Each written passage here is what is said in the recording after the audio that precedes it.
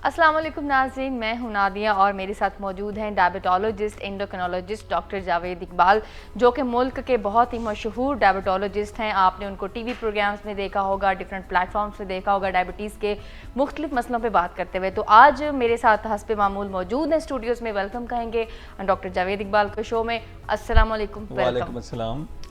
Doctor साहब, आज का हमारा टॉपिक जो है वो वज़न से मुतालिक है कि आप जब हम प्रोग्राम करते हैं तो आप वज़न को कम करने के लिए ख़ास तौर पे शुगर के मरीज़ों को जो है वो मशवरे देते रहते हैं।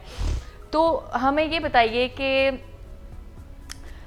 नॉन डायबिटिक्स जो हैं वो अपना वज़न अच्छे तरीके से, हेल्दी तरीके से, विदाउट साइड इफ़ेक्ट्स, ज़ाहिर है शुगर के मरीज़ों को लिए तो बहुत ज़रूरी होता है वो, क्योंकि उनकी बेसिक नीड है कि उनका वज़न कम हो।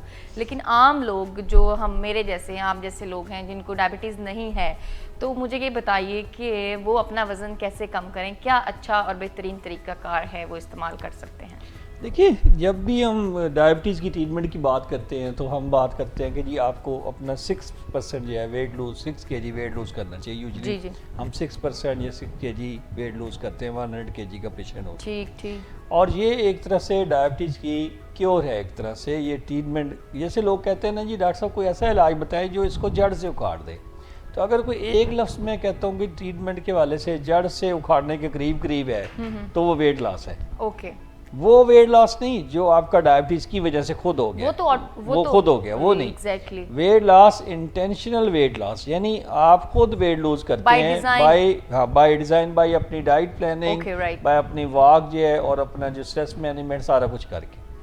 अच्छा, कई दफ़ा हमने प्रोग्राम में बात की है कि कुछ ऐसी मेडिसिन हैं जो दिल के लिए भी मुफीद हैं, जो डायबिटीज़ के लिए भी मुफीद हैं और जो वज़न भी कम करती है। ऐसी ड्रग्स को हम कहते हैं GLP-1 एगोनिस्ट। तो ये हम बात करते हैं डायबिटिक्स पेशेंट्स के वाले से। ठीक है। आज हम थोड़े बहुत वेट के वाले से बात करेंगे तो नॉन डायबिटिक्स की भी बात करेंगे। अच्छा, आप GLP-1 एगोनिस्ट हैं क्या? पहले ये बात देखने की बात है। GLP-1 एक केमिकल है जो इंटेस्टाइन से रिलीज होता है, आपकी अंतड़ियों में से निकलता है। ठीक है। ये सेंस करता है कि आपका ग्लूकोज लोड कितना है, जितना खाना आ रहा है उसमें से ग्लूकोज कितना है, खाने में से कार्बोहाइड्रेट पोर्शन कितना है। ओके। उस हिसाब से वो इंसुलिन बनवाता है जाके पैंक्रियाज से। अच्छा, यानी ये केमिकल सेंस कर लेता है कि इतना लोड आ रहा है, इतनी शुगर लेवल बढ़ेगी और इतनी इंसुलिन उसके लिए बनानी चाहिए। और ये बड़ा अच्छा मैकेनिज्म है, बिकॉज आपकी बाकी जितनी भी मेडिसिन हैं, डायनिल, डायामिक्रॉन, एमरल, गेटल, ये सब जाके इंसुलिन बनवाती हैं। ये मरीज से ये नहीं पूछती कि आपका ब्लड शुगर कितना है। हो सकता है उसका ब्लड शुगर उस पर 90 हो, फिर भी इंसुलिन बननी शुरू हो जाए। तो ऐसे में एक शदीद किस्म का एक्सीडेंट हो सकता है जिसको हम हाइपोग्लाइसीमिया कहते हैं। हाइपोग्लाइसीमिया मिसमैनेजमेंट है, हाइपोग्लाइसीमिया एक एक्सीडेंट है। हाइपोग्लाइसीमिया एक अनस्किल्ड ड्राइवर का गाड़ी रोड पे लाने वाली बात है। तो मैं हमेशा कहता हूँ कि मैनेजमेंट के डायबिटीज़ की मैनेजमेंट ड्राइविंग की तरह है। आप पहले वो जो तीसरी लाइन होती है उसमें चलते हैं, आप ब्लड शुगर लेवल 200 के करीब लाते हैं, फिर आप दरमियानी लाइन में आ जाते हैं, 140 पे रखते हैं, फिर आपने 100 रखनी है। तो आपको फर्स्ट लाइन में जब जाना है तो आपको स्किल्ड होना चाहिए, आपको पता होना चाहिए कि हाइपो को फौरी क्या ट्रीटमेंट करना है, हाइपो को पहचानना कैसे है। सो ये जो 3 स्टेप्स हैं ट्रीटमेंट के डायबिटीज़ के, तो इसमें जो हाइपोग्लाइसीमिया एक एक्सीडेंट की मानद है, ये एक मिसमैनेजमेंट है। अच्छा। ये खाने और दवाई के दरमियान मिसमैनेजमेंट है। तो अगर आप GLP-1 एगोनिस्ट ले रहे होते हैं या GLP-1 लाइक ड्रग्स ले रहे होते हैं तो आपके अंदर हाइपो का चांस कम हो जाता है। अगर अकेली ले रहे हैं तो इसलिए कम हो जाता है कि वो एक्स्ट्रा इंसुलिन नहीं बनवाता, वो आपके लोड के मुताबिक इंसुलिन बनवाता है जिससे आपका वजन मुनासिब रहता है। नहीं, ऐसी बात नहीं करनी, ऐसे बात नहीं है। मतलब एक तो इंसुलिन बनवाता है ना, दूसरा काम ये करता है कि आपका जो आप डायबिटिस को की भूख कैसी होती है, वो उनको बहुत ज़्यादा भूख लगती है। तो भूख ज़्यादा लगती है तो खाते ज़्यादा, तो वेट को क्या होता है, बढ़ जाता है।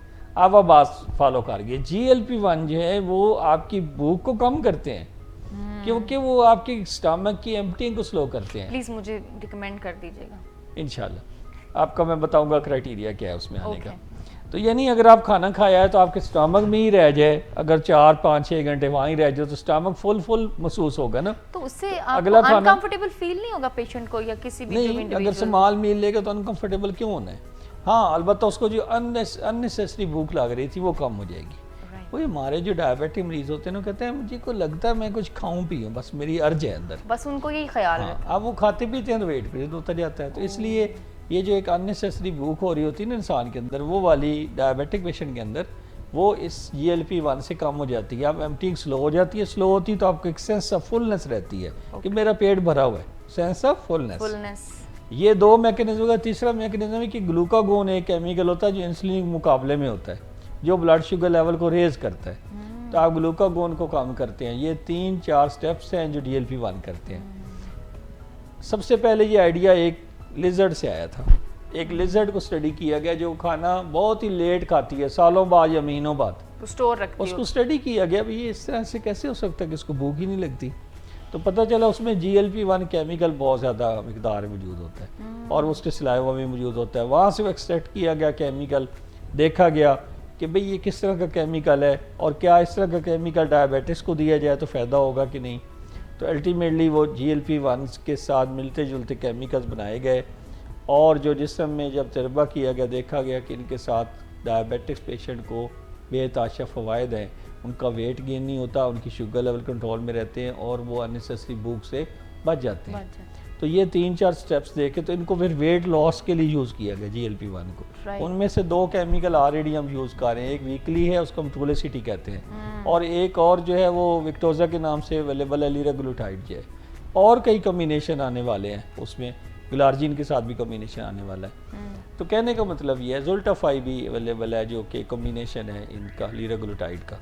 तो अब ये है कि ऐसा कोई केमिकल अभी स्टडी नहीं किया गया था जो नॉन डायबिटिक्स में यूज़ किया गया हो। अच्छा, वेट लॉस के लिए। नॉन डायबिटिक्स भी तो आ जाते हैं ना कि डॉक्टर साहब को दवाई दो, वेट नीचे, वजन करिए नीचे, बस। यानी मरीजों का तो यही होता है ना कि डॉक्टर साहब वजन किसी दवाई नाल कम कर दो तो मेहरबानी थोड़ी। तो उसका तो हाँ, आप फिर जब ऐसी सिचुएशन आती है तो आप फिर अभी तो कोई जवाब नहीं होता क्योंकि हमारी रिकमेंडेशन नहीं है नॉन डायबिटिक्स में। जैसे पॉलीसिस्टिक ओवरीज के पेशेंट हैं, हाइपोथायराइड ओबीज हो जाते हैं समटाइम, फिर ये और कई पेशेंट्स हैं जो ओबीज हो जाते हैं और फिर उनकी वापस नहीं जा रहा था मोटापा। तो ऐसा एक इंजेक्शन अभी national England journal of medicine, बहुत बड़ा जर्नल है मेडिसिन का, national England journal of medicine. अच्छा, इसमें जो स्टडीज छपती हैं ना वो बहुत ही टॉप किस्म की, ऑथेंटिक किस्म की स्टडीज होती हैं जिनको बहुत रिव्यू किया गया होता है। 2000 के करीब मरीजों की स्टडी छपी है। अच्छा, क्या है उसमें? और 68 वीक्स के लिए स्टडी किया गया है। कोई भी स्टडी जो करते हैं वो 1 हफ्ते की या 2 हफ्ते की नहीं होती। डेफिनेटली वो जितने वीक ज्यादा होती है उसकी वैलिडिटी और ऑथेंटिसिटी बढ़ जाती है। तो 68 वीक्स के लिए स्टडी किया गया 2000 मरीजों को, और उनका BMI कितना था? 30 से ऊपर था। मोटे थे बहुत? हाँ, नहीं मोटे ग्रेड 1 के ओबीज थे, ओवरवेट से थोड़े ऊपर थे। ओके, आप जो कह रही थी ना कि मुझे एनरोल कर लें GLP-1 के लिए, तो उसमें BMI 30 से ज़्यादा होना ज़रूरी है। ओहो, अगर वो 30 से ज़्यादा हो तो पहले आप क्वालिफाई तो करें ना, फिर आपकी बात होएगी। तो इसलिए अगर आपका 30 से ज़्यादा हो तो फिर आप इसके बारे में बात कर सकते हैं। उनको वंस वीकली टीका दिया गया सीमाग्लूटाइड का। सीमाग्लूटाइड वही GLP-1 एनालॉग है, उसका इंजेक्शन में इंसुलिन की तरह सबकट लगता है जल्द के नीचे, और हफ्ते में 1 टीका लगाना था। अच्छा, नॉन डायबिटिस को दिया गया। हर वीक में उनकी 0.4 mg से शुरू किया गया, हर वीक में 0.4 to 0.2 mg बढ़ाते गए। अल्टीमेटली जब उनकी डोज आ गई 2.4 mg पे, जो कि टारगेट थी, वो 1-1.5 महीने में वो अचीव हो गई। तो उसके ऊपर फिर उनको कंटिन्यू किया गया 68 वीक्स के बाद। अच्छा, 68 वीक्स के बाद उनको देखा गया कि 5% वेट लूज हुआ उनका। 5% बहुत बड़ी होते हैं मेटाबॉलिक प्रोफाइल। ओवरऑल वेट का 5%। हाँ, मसला अगर आपका 100 kg वेट है तो आपका 94 हो गया ना, 95 तो ठीक है। ठीक है, हाँ, आपको इससे हेल्थ भी ठीक रहती है। नहीं, मुझे मैं तो उसको ठीक तरह से अपने दिमाग में प्रोसेस नहीं कर सकी। 5% वेट जो लूज होना होता है मेटाबॉलिकली, वो बहुत इंपॉर्टेंट होता है। दैट मीन्स कि lot of improvement in blood sugar levels, lot of improvement in your lipid profile, lot of improvement in your stamina, and a good cardiovascular safety profile। जो safety उसकी बड़ी अच्छी होती है कार्डियोवास्कुलर की। हार्ट के ऊपर जो प्रेशर आ रहा होता है, ये जो ओवरवेट बंदा होता है कि अच्छा खासा हार्ट के लिए रिस्की होता है, जाहिर है, तो उसका हार्ट रिस्क कम हो जाता है। तो इसलिए ये बहुत अच्छी न्यूज़ है। और सीमाग्लूटाइड वंस वीकली जो है वो अप्रूव हो गई, वह यूज़ हो रही है। अब हमारे यहाँ भी समझें कि 1 महीना और वेट का लें, मार्च के एंड तक इंशाल्लाह नोवो वाले कंपनी इसको ला रही है, ले आएगी। ठीक। अच्छा, हमने बात वज़न की आपने बहुत तफसीली उस पर जो है वो बात की है। अब नेक्स्ट सवाल मेरा है ब्लड शुगर मॉनिटरिंग के हवाले से भी कोई अच्छी न्यूज़ है आपके पास? ब्लड शुगर मॉनिटरिंग के हवाले से 2 बिग न्यूज़ हैं। एक तो ये है कि जो मेट्रो, ये जो 2 कंपनी हैं जो कंटिन्यूस ग्लूकोज मॉनिटरिंग डिवाइसेस को लेके आ रही हैं। अच्छा। देखिए, ब्लड शुगर मॉनिटरिंग जब रोज़ाना बच्चों ने ख़ास तौर पे जो इंसुलिन डिपेंडेंट होते हैं, जब उनको रोज़ाना अपनी ब्लड शुगर चेक करनी होती है दिन में 4 दफ़ा, ये काफ़ी मुश्किल प्रोसीजर है। यस। 4 दफ़ा सुई चुभोना, ब्लड शुगर देखना, फिर उसके साथ अपनी इंसुलिन को एडजस्ट करना, तो लोग काफ़ी इससे घबरा जाते हैं, बच्चे खास तौर पे। और ये कोई, और चूँकि टाइप 1 डायबिटिक्स होते हैं, बच्चे होते हैं ज़्यादातर, तो ये उनके लिए काफ़ी मुश्किल प्रोसेस होता है। ख़ास तौर पर जब वो स्कूल जा रहे होते हैं तो उनको आप 1-1 घंटे में ब्लड शुगर तो नहीं मॉनिटर कर सकते। तो अगर उनकी लो हो जाए तो फिर टीचर को भी पता होना चाहिए, घर वालों को भी पता होना चाहिए, ताकि उसको मैनेज किया जाए। तो एक डिवाइस जो है मेडट्रॉनिक ने लॉन्च की है, जो अभी अवेलेबल है, उसको हम कहते हैं CGM continuous glucose monitoring device है। ये जो डिवाइस है, ये इस डिवाइस का ये बेनिफिट भी है कि आपकी रीडिंग्स जो है वो मोबाइल पे आ रही होती हैं आपके, यानी बच्चा गया हो स्कूल, 5 मोबाइल्स पे आ जाती है। अच्छा, शेयर्ड है। तो वो एप्लीकेशन उसकी डाउनलोड हो जाएगी, उसका को पासकोड डाल जाएगा और वो 5 डिवाइस पे ब्लड शुगर, उसका क्या है कि सेंसर एक यहाँ पे लग जाता है अब्डामन में, और उस सेंसर को वीकली रिप्लेस करना होता है। अच्छा। उस सेंसर में मेमोरी होती है के थ्रू, हाँ, वो जो उसका सारी जो एक वाईफाई के थ्रू वो मॉनिटर के ऊपर रिपोर्ट दे रहा होता है।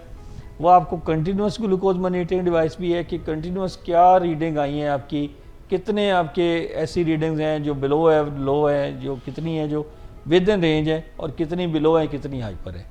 ये तीनों डाटा आ गए। कितना अच्छा डाटा डॉक्टर के आगे रख दें आप।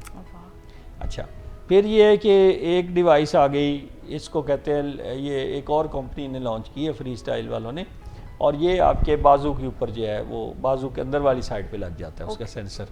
वो सेंसर लगाने का मैं आज यूट्यूब पे उसकी डिटेल देख रहा था, आप लोग देख सकते हैं जो हमारे सुनने वाले हैं वो भी यूट्यूब पे, कि वो उसको सेंसर को कैसे लगाते हैं फ्री स्टाइल वाले को। तो वो भी आपको एक दफ़ा वो लगा देना है, तो उसके 7 to 14 डेज़ का वो होता है उसका पीरियड, वो लगा रहेगा।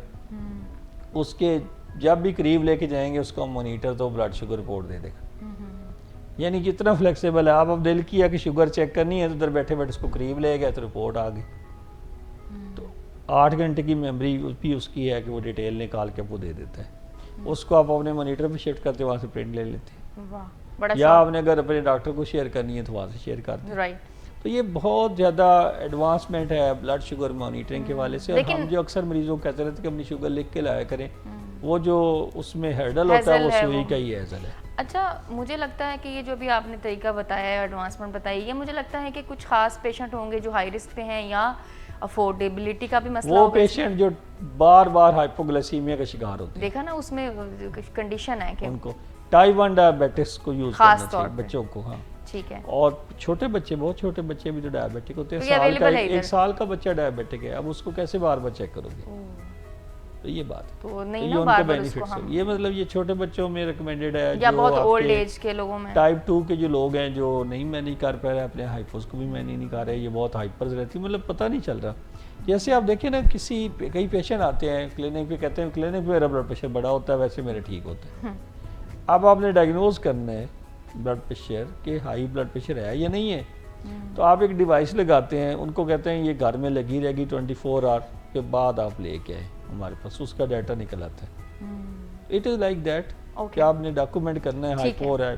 तो ये दोनों जो हैं बहुत अच्छे एडवांसमेंट, ये दोनों एक्सपेंसिव हैं, बट कोई आप ये समझ लें 70,000 और 1 लाख के दरमियान, ऑब्वियसली अफोर्डेबिलिटी का वन टाइम जो कॉस्ट है ये वाली है, बाकी उसकी सेंसर की कुछ वेरिएबल कॉस्ट है। ठीक है, ठीक है।